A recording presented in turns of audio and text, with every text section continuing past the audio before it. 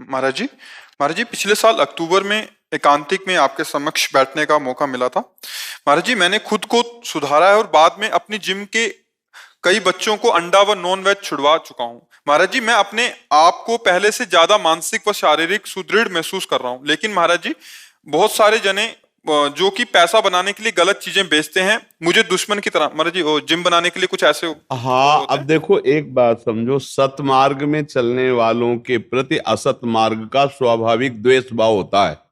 क्यों?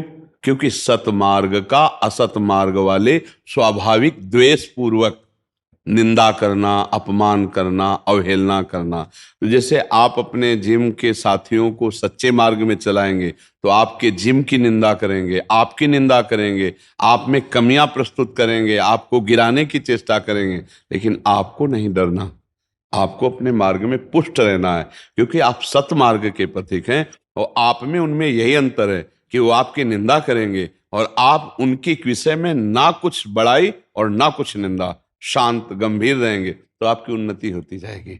आप में उनमें अंतर है। वो सत्संग नहीं प्राप्त किए, आप सत्संग प्राप्त किए, तो आप में कुछ विशेषता होनी चाहिए ना।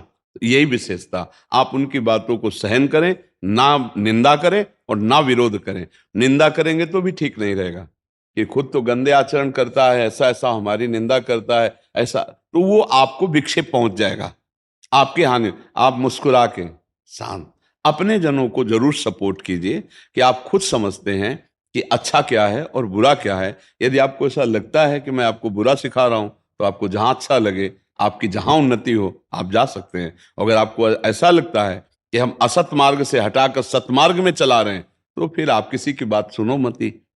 तो देखो, ये सत्य का विरोध करने वाले तो मिलेंगे। अगर आप सोचो कि अच्छे मार्ग का विरोध नहीं होगा, सब अच्छा मार्ग स्वीकार कर लेंगे, तो सुधर न जाए सब। नहीं, अच्छे मार्ग का विरोध करना ये माया का स्वरूप है।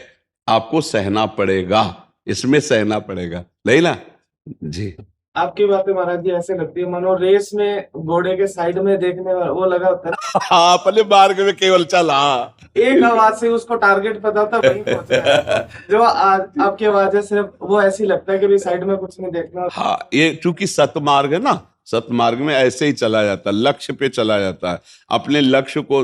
और बच्चा देखो, कुछ दिन का जीवन है, चाहे पाप कमाई कर लो और चाहे पुण्य कमाई कर लो, कमाई दोनों कर रहे हैं। अब ये तुम सच्चे मार्ग में चले हो तो पाप पुण्य दोनों से अलग है, ये भगवत भजन की कमाई है। तो अब अपनी कमाई को लुटाना मत, बेचना मत। ये लूटने वाले तो लोग मिलते रहेंगे, आपको गुस्सा दिलाएंगे कि आप गाली दीजिए, आप निंदा कीजिए। ये नहीं, आपको पता है हमारे पास माल है और ये आपको इतना धनी बना देगा, आंतरिक आनंद का धनी। और बाहरी धन तो अपने आप पीछे, माया की एक चाल है बच्चा, जब माया के पीछे दौड़ो तो छाया मिलती है, माया नहीं। और जब मुड़ जाओ माया से और वो जब तुम्हारे पीछे दौड़ेगी तो माया मिलेगी, छाया नहीं, पक्का समझो। क्यों? माया भगवान की दासी है, और जब भगवान की तरफ चलोगे तो हर सुख सुविधाएं आपको प्राप्त हो जाएंगी। भगवान के चरणों में क्या कमी है? लेकिन लोग भगवान के चरणों का प्रयोग माया के लिए करते हैं, इसीलिए वो माया हाथ नहीं लगती और ना मिले गोपाल, ना माया मिली। और अगर गोपाल को पकड़ लो, माधव को पकड़ लो, तो माया चेरी हो जाएगी पक्का।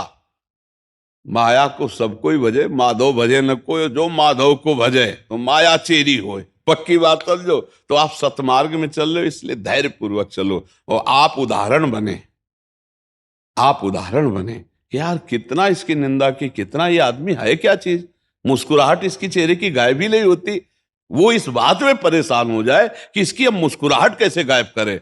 आप हर स्थिति में मुस्कुराते रहो तो गोविंद आपके सारथी बन जाएंगे, श्री कृष्ण। फिर आपकी मुस्कुराहट कभी नहीं मिट पाएगी, क्योंकि आपने क्षमा बल से सबको क्षमा कर दिया, तो आपके सारे अपराध क्षमा हो जाएंगे और आप उन्नति को प्राप्त हो जाएंगे। वो पाप बल से युक्त होकर वो पतित हो जाएंगे। 4 दिन भले उन्नति दिखाई दे बच्चा पापी की, बस ऐसा समझो कि फांसी देने वाले की आखिरी इच्छा पूरी की जा रही है।